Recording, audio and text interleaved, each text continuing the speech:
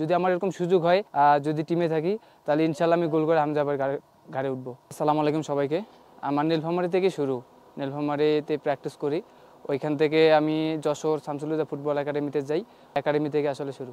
আলহামদুলিল্লাহ, প্রথমবার যেহেতু জাতীয় টিমে ডাক পাইছি। এই জায়গায় অনেক সিনিয়র প্লেয়ার আছে। এখন শুরুটা ভালো করছি, আমি যে মানা নিতে পাইতেছি, এটা আল্লাহর কাছে অনেক অনেক শুকরিয়া। আর কোচ যেটা চাচ্ছে আমি এটা দেওয়ার চেষ্টা করতেছি। যদি আমার সুযোগ হয় 11-এ, তাহলে ইনশাল্লাহ আমি আমার সর্বোচ্চটা দিয়ে চেষ্টা করব।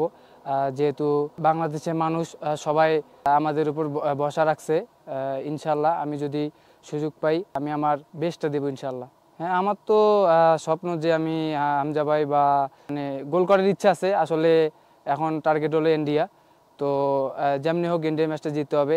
আমাদের দেশবাসী যারা আছে বা দেশের বাইরে যারা প্রবাসী, সবাই আমাদের আশাবাদী যে আমরা সবাই বিশ্বাস রাখছে ইনশাল্লাহ যেমনি হোক, যার পাস থেকেই হোক। বা আমার স্বপ্ন ছিল যে আমি হামজা ভাই আমার পাস দিবে, ওই পাসে আমি গোল করব, আমি হামজা ভাই ঘাড়ের উপরে উঠবো। যদি আমার এরকম সুযোগ হয়, যদি টিমে থাকি, তাহলে ইনশাল্লাহ আমি গোল করে হামজা ভাইয়ের ঘাড়ে উঠবো।